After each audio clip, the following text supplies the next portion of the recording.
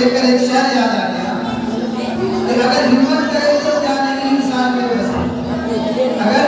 हिम्मत करे तो क्या नहीं इंसान के बस है, ये कम हिम्मती जो बेबसी मालूम हो।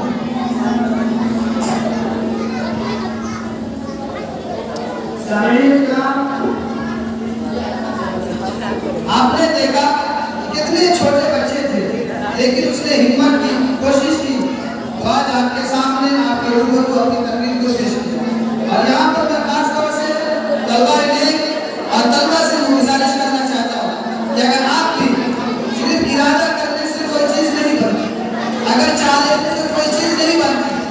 शर्त यह है कि इसको करने को कर जाए। मेरे तलबा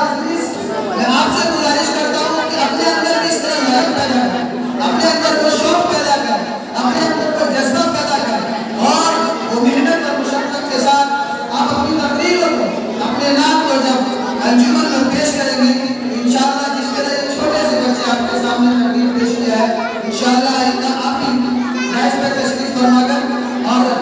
स्टेज पर आप अपनी तकरीर को रख सकते हैं।